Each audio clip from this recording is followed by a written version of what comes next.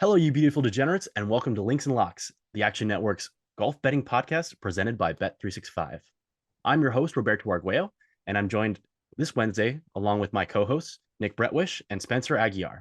Today, we'll be previewing the Sentry Tournament of Champions. So this week, we're going to cover, first off, a quick wrap-up from the Hero World Challenge from a few weeks ago.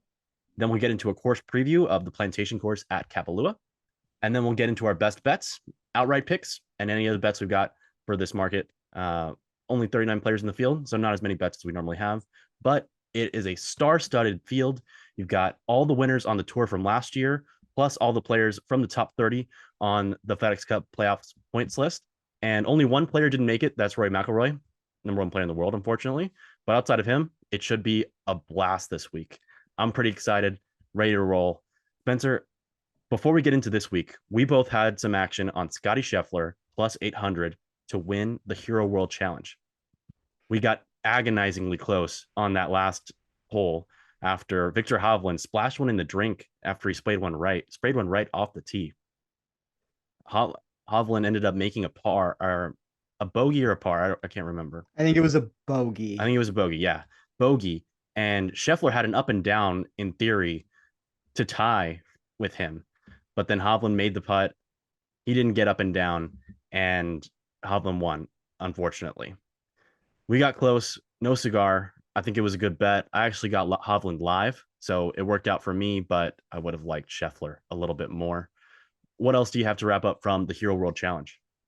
Well, I'll tell you this, that feels like many moons ago at this point. Like, obviously, we've taken the last month off from this show, and it's kind of what we talked about when we talked about the Hero World Challenge, though. Like, as soon as Scotty Scheffler, and I think it comes into play this week potentially again, as soon as we see any improvement from him with the putter, the ball striking has been immaculate since the Masters. Like, if you look at every single tournament that he's played since the Masters, it's essentially the same tournament over and over again, where he gains tee to green, he loses with the putter, he comes, in the top 10, and he doesn't win the tournament because not enough putts go in. But at some point, and it might be this weekend during a birdie contest where my model seems to like him on Velcro greens where they're super slow, and I think that that's going to potentially help him. He sees an improvement there.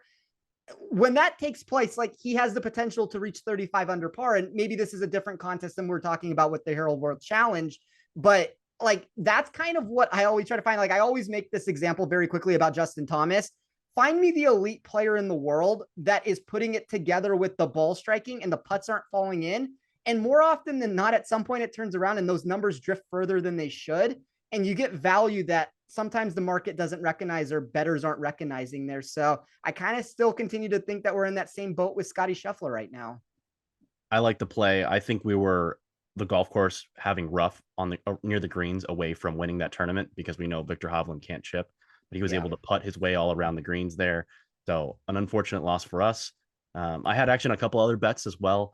I missed on JT par 5 scoring winner at 12-1. I did hit on John Rahm to finish 5th or worse. He finished, I believe, 7th. And then the most frustrating bet of the week was we had Max Homa to beat Jordan Spieth, or at least I did. And Jordan Spieth finished among the bottom 5 in this 20-man field, and Max Homa finished 1 or 2 spots below him. So we got the fate of Spieth right, just played the wrong guy against him. And I think Homa had the lead over him for the majority of the tournament. And then they were tied the last day, and they went in opposite directions on the back 9. So frustrating, but that Hovland live play did push me over the top. So it was a nice week. Spencer, any other final thoughts on the Hero World Challenge before we get to Kapalua this week? I remember us talking about the Spieth fade, and I actually had Cameron Young over Spieth, so I got lucky there and was able to hit that. I mean, Cameron Young made a run at that tournament at the end there, so I didn't have a problem with the home play. I think, like, it's one of those situations where a fade of Spieth was the correct way to go about it. We all have access to different bets, and we all have different books with matchups that are going to vary from space to space with it. So that's one of the reasons why I always like to try to find a fade candidate. Unfortunately, I guess with the Max Homa part of it, it didn't end up working out there. But I think, like, the core of that, what we were trying to do, makes a lot of sense. Like, obviously, fading Jordan Spieth was the correct decision. I might have another Spieth play fade this week at least, but we'll get into that in a little bit. So without further ado, let's get into the Sentry Tournament of Champions. We're going to Hawaii, which means one of my favorite things in all of golf. Prime time golf, baby. We get to watch night golf. Night golf. Yes. I don't want to wake up in the morning, have to wake up at the butt crack of dawn to watch golf. I want to sit in my chair after work, hang out, drink a beer, and watch the best players in the world get after it on a fascinating golf course. Par 73. I don't think there's any other one on the PGA Tour like this. Only 3 par 3s, and they've got an awesome finishing hole, the 18th, par 5, 670-ish yards with an incredible view of the Pacific Ocean and then mountains in the background. It's going to be an absolute blast. Hopefully, it's a little tougher than it was last year, but it's going to be dramatic. It's going to have elite names at the top. It should be a ton of fun. Spencer, what are you looking for at the Plantation course this week? So no matter how we want to shake things with this answer, unfortunately, Kapalua isn't much more than a birdie shootout that's put into place to reward golfers. That can convolute the handicapping process some and enhance hidden variables since more players tend to come into play when the course softens. But the last part of that answer doesn't necessarily stick for an event like the Sentry Tournament of Champions. Sure, the basic form of that explanation should indicate the expectation around each player improves since scoring equals better performances for all. But we're no longer talking about an older iteration of this event that will only allow past champions who qualified. I think that's something that has presented us with a much more dynamic field of participants over the past few years. Now, with all that being said, the hard part of that explanation is going to be finding value and selecting the correct golfer at the top to get across the finish line. Since we'll get into this, I don't think we have a ton of strength in other markets this week. It's one of those tournaments, and we've kind of experienced it throughout the entire offseason where these boards continue to be weaker than I would hope for them to be. But I believe that we're going to be able to build this around in different areas. We can talk about that when we get there, but I'll randomly throw a few names here because I think the cream is going to rise to the top. That kind of creates this buffer of better players in the world that one of them probably gets the job done. That's the big difference that I'm making. I'm a little bit afraid that if we go too far down the board, the win equity shrinks to 0 here. I can talk about that when we get to the outright section of where my win equity actually is at the top. It's kind of alarming here, but if I randomly throw out, let's just say 3 players here. So Matthew Fitzpatrick, Max Homa, Cameron Young, like those would be my idea of better suited options in this field that could win from outside the 10 favorites, even though they are technically top choices themselves at sub 30 to 1. I know that's a really weird answer to give, but an easy test more so helps the field at one of those tournaments that had limited stars near the top and a full field of 156 players. Not something like this where most of the top 20 are teeing it up for the week. I just personally think we're asking way too much out of certain players to get this job done when we go further than that. And it makes it a much more difficult board because we either have to jump to the top, in my opinion, to take a person who's going to win, or I think we're better off just not betting an outright card otherwise. Because, I mean, essentially, I have like 17 players that have some realistic amount of win equity, and then it kind of just drops very far off from there. So in theory, almost everyone would have win equity because it's the winners from last year on the tour. However, we know there are 10 other players from the top 30 who didn't win last year. But there definitely is that big drop off around the 30 to 1 range that you mentioned where guys have way lower floors and it just doesn't seem like the best week to try and shoot a long shot this week.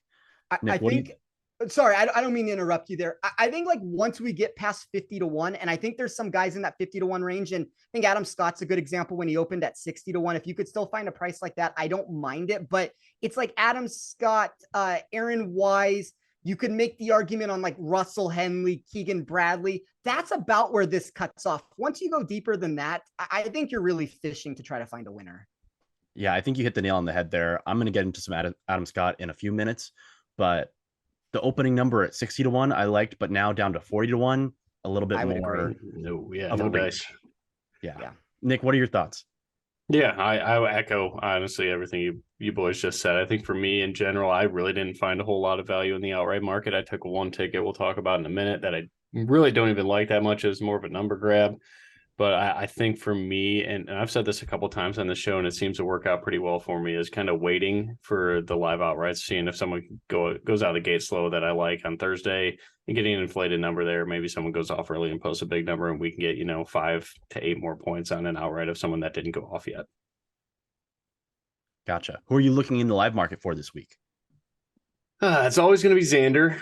But I really like Cameron Young this week. I don't think I'd bet him outright. I think, again, my angle with him this week is just going heavier than the field in DFS, so we really don't need to get into that.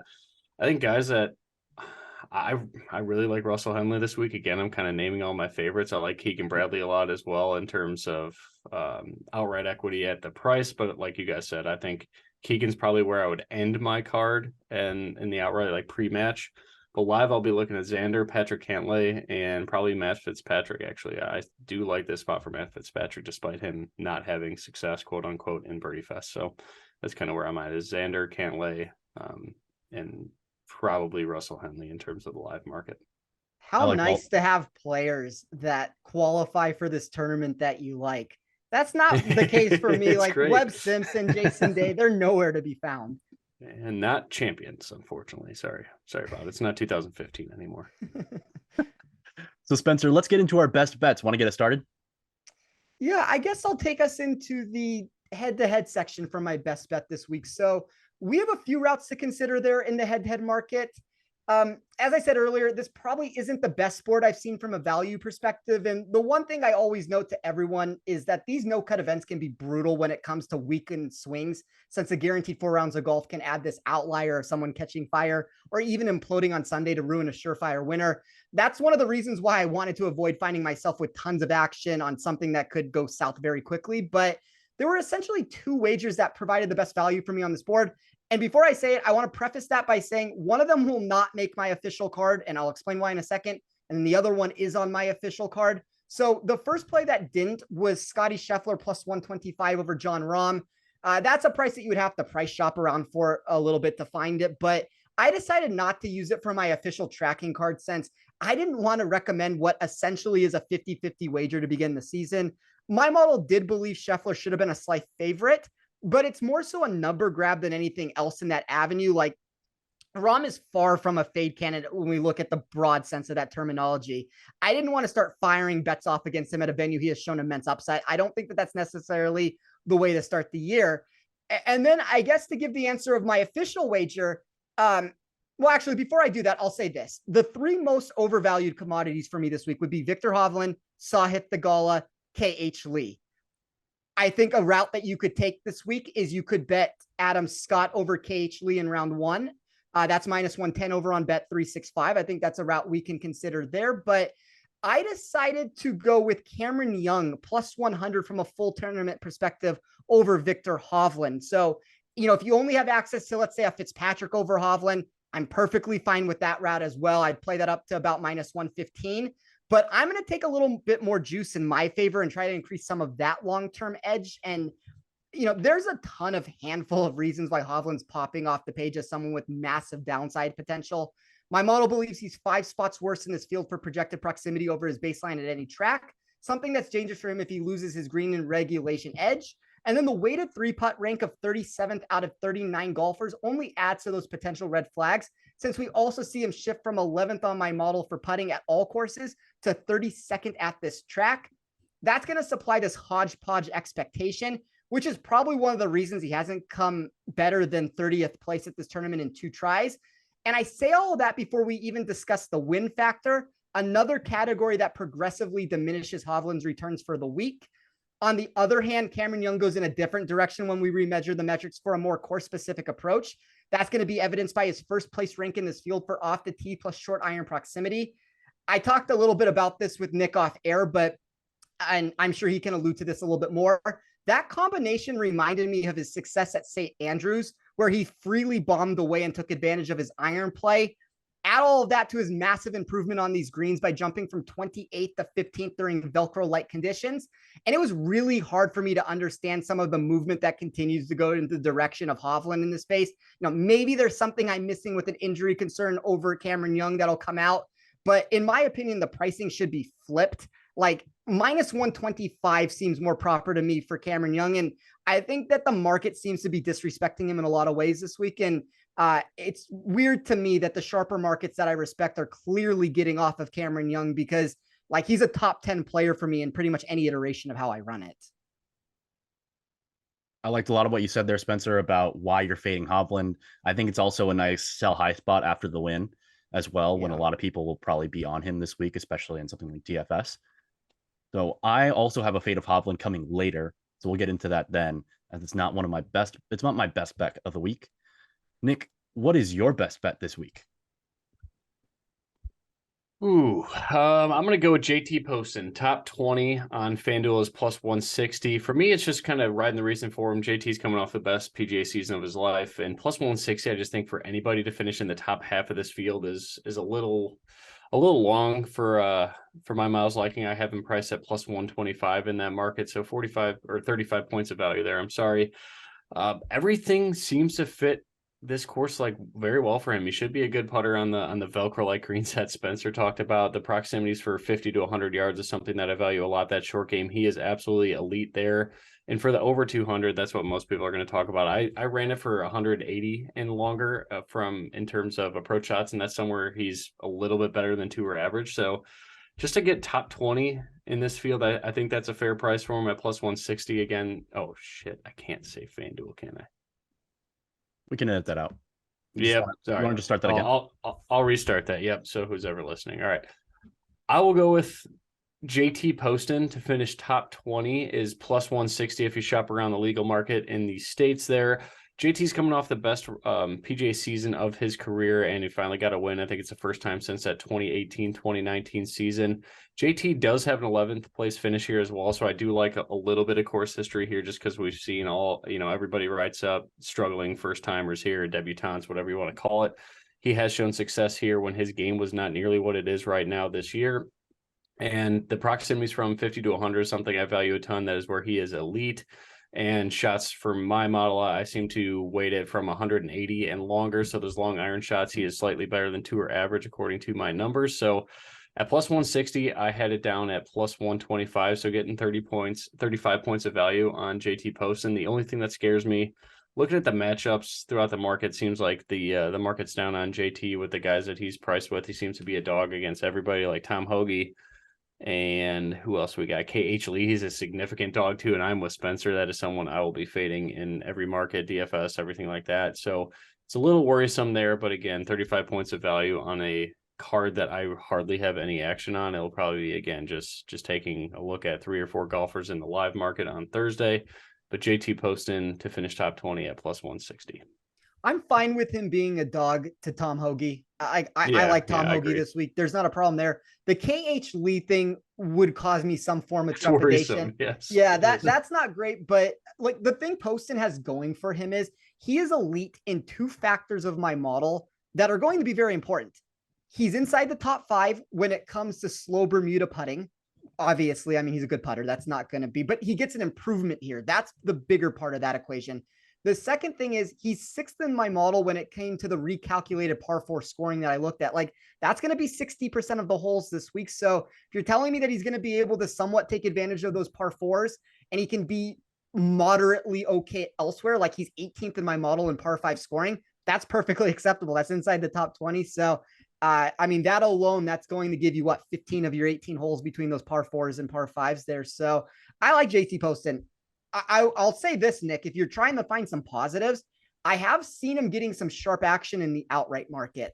Like he may be a dog in some of these battles in head-to-head matchups, but the outright market, he has made some movement on different books. So that's at least worth noting.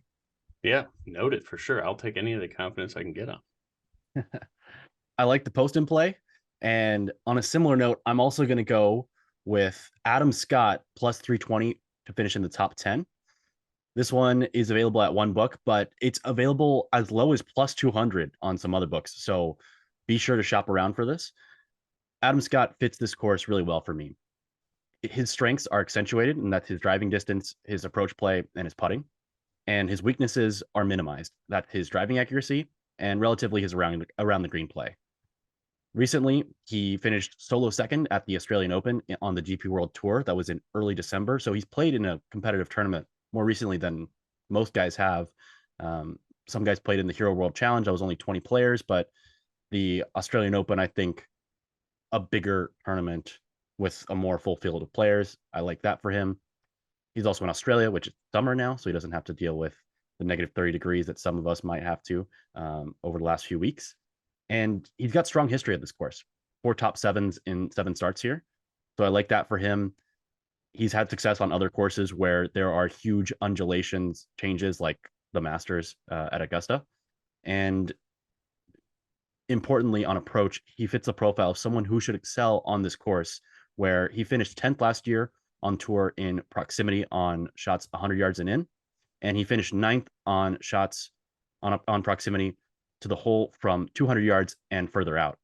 So I like all of the profile for Adam Scott. He looks to be peaking, even though he didn't play any PGA Tour events in the fall swing. He did play those 3 DP World Tour events and then 1 Japan Tour event as well.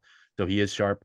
I like him this week, and I'm considering betting him in a few other markets, but we'll get into that in a little bit.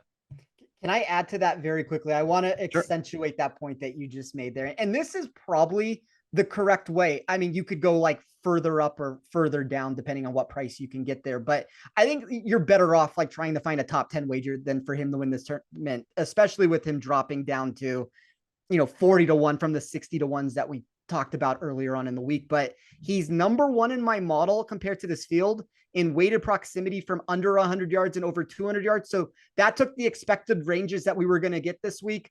It compiled all of it together for every single player. Adam Scott finished number 1. He was 7th in my model from driving distance, which was what Roberto just talked about.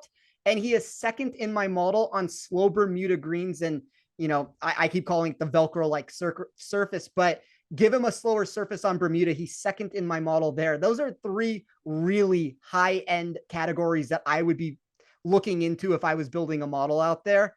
And for him to be popping in each one of those areas, I think there's a lot of potential here this week to where, we could argue whether or not he's going to win. I do think he has some form of win equity. Like he does fit into that mix of guys that I would consider to have win equity.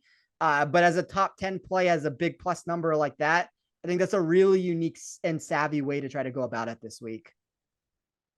All right. So he might have some win equity.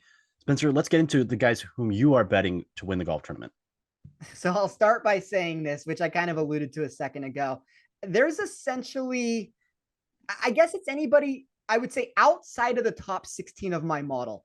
Anybody who's outside of the top 16 of my model when it comes to either overall or upside, that's pretty much 0 win equity players for me. So if you are using my model this week, that's a pretty good hard stopping point that you can look into and just realize if the guy is not inside the top 16 in one of those 2 categories, they have literally 0 win equity for me. But the top 10 players carry almost a 70% total of my expected win equity. That's a massive amount. The remaining names that landed into one of those 2 other categories make up a vast majority of what's left.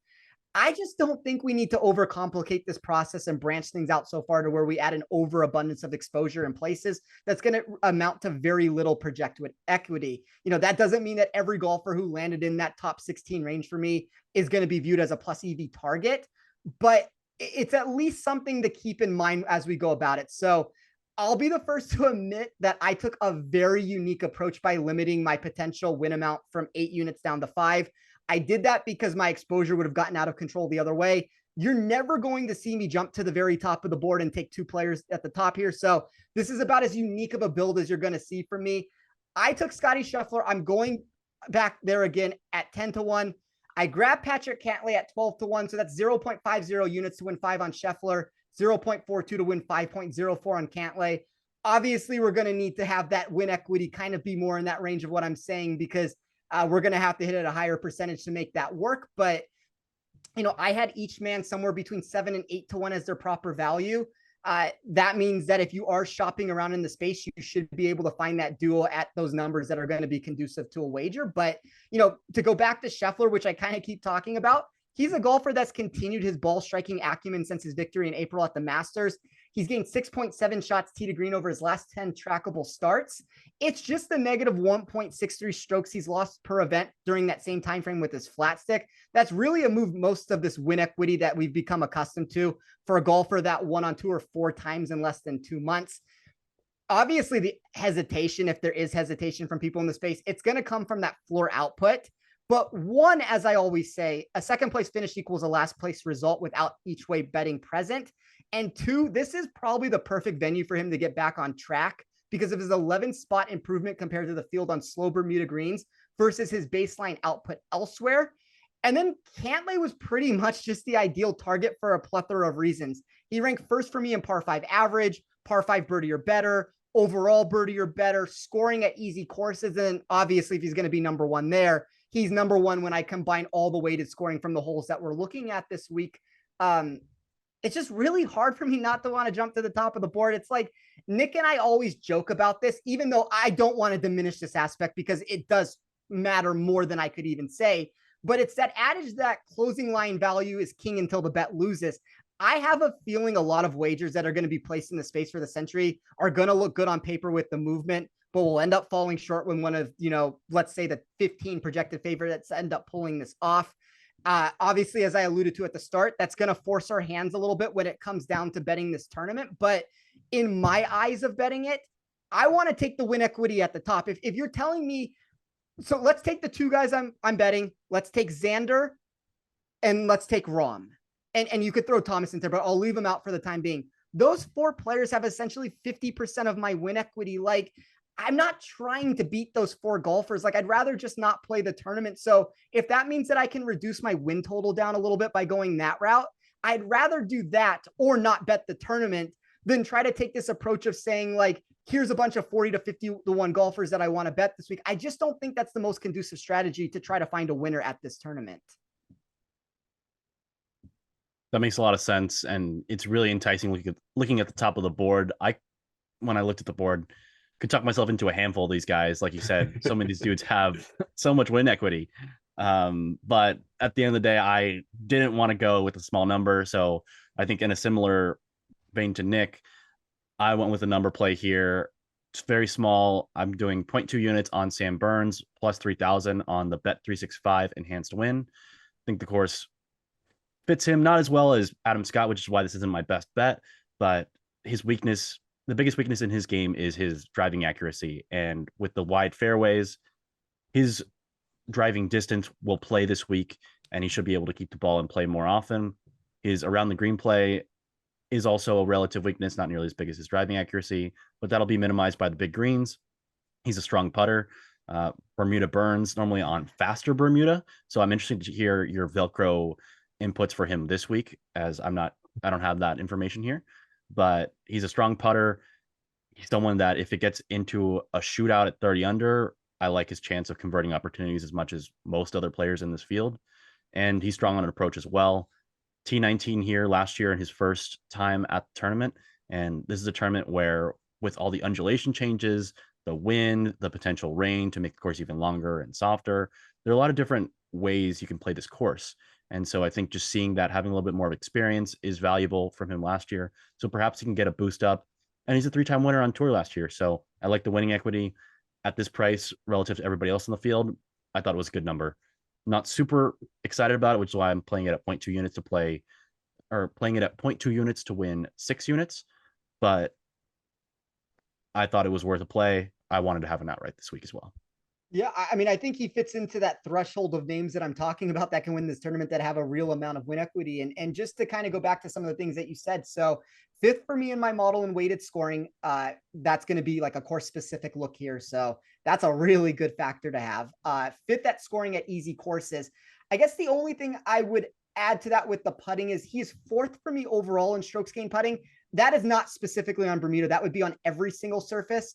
So he's 4th there. When I look at only strokes gained putting on slow Bermuda, and that would be like the slowest of Bermuda tests that we can find, he drops down to 14th. So not something that makes it like so egregious to where he can't find success. But for a player that does rely on the putter, like that would be the only negative that I would say. But look, it's an easy course. He has the scoring potential to get to 30 under par. I think there's only so many guys in this field that can actually do that, and he's one of them. So like I have a lot of people that I respect in the space that I know that are also on Sam Burns this week. So you might be on to something there, Roberto, and I like the play. And like I said, he's plus 3,000 on Bet365's enhanced win, and he's available generally between 25 and 28 to 1 elsewhere. And I think this is a good time to remind all the listeners and viewers on YouTube that the Links and Locks podcast is proudly presented by Bet365, the world's favorite sportsbook brand. Sign up with promo code ACTION to get Bet365's exclusive sign-up offer in New Jersey and Colorado.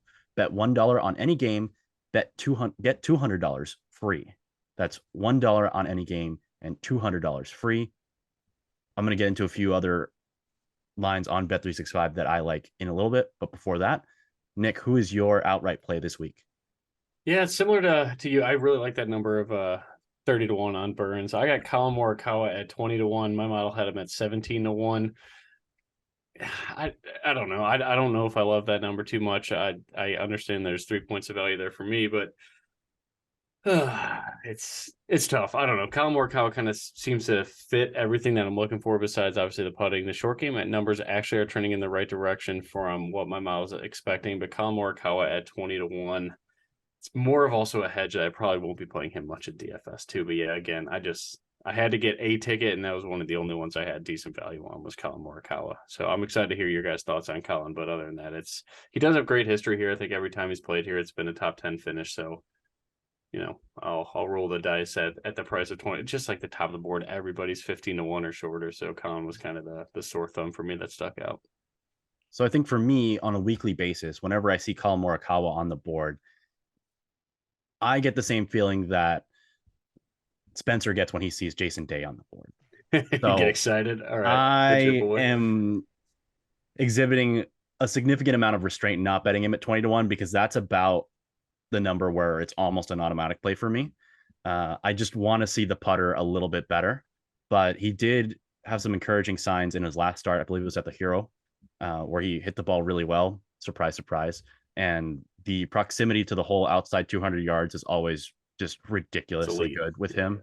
So it's just a matter of if it becomes a putting contest, I think that hurts his chances, but he's got a really high floor in most weeks, not as long off the tee, which also gave me a little hesitation this week. But if I see the putter turn around this week, I'm going to be on him for the foreseeable future in some kind of market. Yeah. I look at it as like the slower surface, the slow Bermuda. That's like got to be the best surface for a guy that's that bad at putting. So it should be, if anything, I feel like we're getting a pretty good number at 20 to 1. If the only thing we're worried about is the putting. So let me add to that very quickly. So he's number 1 in my model in weighted proximity. That's not going to come as a shock. Like you could make an argument that maybe Justin Thomas would surpass him if you're trying to like compare. But number 1 for weighted proximity, as Nick just said, if I look in my model in strokes gained total on putting, 36th overall. When we look on just slow Bermuda, 11th. Like, look, if you're trying to find win equity, and maybe that's why he's found success here, I'm never a Colin Morikawa guy. I think that this week probably makes the most sense for those two factors. Like, give me the pristine iron player that can maybe make putts on this surface. And Morikawa is a streaky putter, which is better than being just a bad putter. Like a guy like Luke List is just a bad putter. Morikawa is capable of stringing together success here and there. And kind of as Nick just talked about, if you're telling me that slow Bermuda is the best surface for him, look, there's win equity there. I couldn't get there, but I can understand why everybody would be intrigued by it. All right. So I like, the Colin Morikawa play. I'm thinking about it still. I'm just not do it. Yeah, well, it's the first tournament of the year. What are you gonna do? I like that the Burns play gives me some room for an outright play. Yeah, that's right. You do. Let's do it. I'm gonna keep an eye on him early in the golf tournament, and I don't have to wake up early to do it either. So love that. Let's get into some of our other plays this week. I wanted to workshop a play with you guys. So as you guys we all talked about already. Adam Scott plus 125 over Jordan Spieth on Bet365, or Scott to finish 19th or better minus 120. I like the plus money against Spieth. I think there's the lower floor with Spieth. I think it's a buy low spot for Scott. A lot of people, he's been out of sight, out of mind, not playing on the tour the last fall, like we said, playing on the DP World Tour and the Japanese Tour. What do we think is the better way to go about backing him in this market? I think it's a good number against Jordan Spieth. Like to me, it's more of a battle that should probably be like minus 110 both ways on it. So if you're purely number shopping there, I like it that route, but I like Jordan Spieth. Like, I think that you are correct, Roberto. It's that boom or bust nature that he provides. And usually in head-to-head wagers, that's a good thing. The one difference that I'll say here is that you're guaranteed 4 rounds of golf. He can't miss the cut, and he has potential at any point to go like nuclear. I think that's one of the reasons why Spieth, as a first-round leader wager at a price like 22-1 might be intriguing. Like, if you're telling me on Thursday that he leads the tournament, I wouldn't be shocked on that. So I would rather play Adam Scott to come 19th or better. Like, my model has him 13th overall, 14th for upside. He fits right into that range to where that's value there in the 19th or better range. But what about you, Nick? Yeah, I would agree with you 100% there. Everything you just said is pretty much my thoughts on that. All right, then I'm going to lock in Spieth to finish 19th, Adam Scott to finish 19th or better at a half unit. Then my last matchup play, I'm also going to fade Viktor Hovland. I'm going with Tony Finau at minus 134. I didn't see the Cameron Young, I think you said even money, Spencer, to beat him. Yes. I like that a lot too. I'm going to have to think about that, but I like Tony Finau, his super high floor. I exhibited a lot of restraint in not betting him to win outright this week just because he's been insane. I don't know what the last month or so it looked like for him. Obviously, he's got a much bigger family, so the holiday's probably a lot more chaotic for him. I don't want to speculate on anything like that, but the man was playing like the best player in the world, arguably, before he stopped playing this last fall. So I'm very intrigued by him. I wanted to have some type of exposure to him this week. He's also a great fit for this golf course. The one weakness in his game is the driving accuracy, and he's as long as anybody else in the world. He has an awesome approach game, and the putter, which has come around, which has taken him from great to even better and among the top in the world.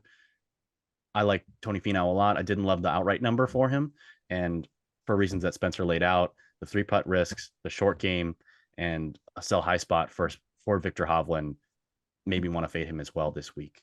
Actually, I've got one more bet this week, and this one's a little bit more of a flyer, and it's probably my FOMO play of the week where I have the fear of missing out, and that is Hideki Matsuyama to finish top 5 at 6-1, betting it for 0.2 units. Hideki's someone I faded a lot last year. He wasn't healthy. It's a bummer. He's an awesome guy to watch. If you want to pull up the highlights of him from the Sony Open last year, which we're going to the Sony Open next week, one of the best shots of the entire year on the playoff par 5 18th, where he hits his second shot to like 2 feet. Absolutely absurd. I think they said out of the last 10,000 shots from that range, like around 270 yards, he was the second or third closest, which is just ridiculous. He has upside. We know this. Like Adam Scott, he has his strengths on approach, and this course minimizes his weakness of driving accuracy. He's shown he can win on courses that have huge elevation changes at the Masters, Augusta National. He's got 3 top 4 finishes in 5 starts at this course. So the course suits his game. The only question is he fully healthy and is he locked in? And Hawaii's a long way to go if you're not healthy, especially at this time of the year when you could be with family. I think that's a tell that he is at least closer than he was recently. And I waffled between trying to get him outright. I didn't love him at 40-1. I wanted him somewhere around 50-60-1, but I wanted some kind of exposure to him. And the putter, if it gets into a putting contest, I didn't want to have him on my side for that. But for top 5, with his elite approach play, with his insane potential accuracy from over 200 yards, I thought he was worth the upside at 6-1 to finish in the top 5. What do you guys think about that one? I have tried to figure out different ways to get exposure to Hideki Matsuyama this week. So like when I talked about Spieth in the first round leader market, I kind of considered a very similar stance with Hideki Matsuyama, and I didn't end up going there, but I like everything that you said. Like, look, it's going to be a boomer bust play. I don't know if I trust him to win the tournament. That's why I think a top 5 play, and bet for like Hideki's the guy that I would bet all the way up as far as you can up until the victory. Like, I think top 5 is probably the ideal way to play it, because if he's back, let's get all the equity that we can get there from a price that's going to be wrong. And then on the downside of it, I mean, you're looking at, I guess, a player that can withdraw from the tournament. But look, as a top 5 bet, you can kind of get around that. So I like the Hideki play. And then just very quickly, just to throw it out there, You talked about the Finau wager that you made against Victor Hovland, whether it's Finau or Fitzpatrick or Cameron Young. I think any of those players are well within the range of what you're trying to take Victor Hovland on with. So I like that wager that you have there, Roberto. I like any of those guys as well. I don't love the -134. I don't like paying that kind of juice. So I might actually just tail you on the Cameron Young play because I wanted some exposure to him, and I'm really high on him as well. Guys, any final plays before we hit the road? No, not for me. I mean, it's going to be another limited card. I am very looking forward to the Sony Open next week. That's going to be our first chance, I think, to really start to attack these boards like we've been talking about doing during the whole off season. But no, I'm happy to be back with you two doing this show. It's always one of the highlights of my week doing this with you guys. So, thanks once again for taking the time for this. And let's try to continue the run that we were having towards the end of last year. Night golf, baby. Night golf. Let's go. So that'll do it for us on today's episode. Thanks for joining us here at the Links and Locks presented by Bet365. It was a blast. We're looking forward to an awesome sprint all the way to the FedEx Cup. For more great golf content from our Action Network Golf Bet team, check out our Golf Best Bets episode from earlier this week featuring Golf Bet's Jason Sobel and the PGA Tour's Ben Everill. You can also check out Jason Sobel and yours truly tomorrow on The Gimme. It'll be at 5:30 Eastern Time live on YouTube. So check that out. We'll be giving out most of the same plays I gave today and a few other ones. So stay tuned for that. A few more exotics that we can find in the markets as well tomorrow. Thanks again for tuning in to the Links and Locks podcast. We hope you hit the green.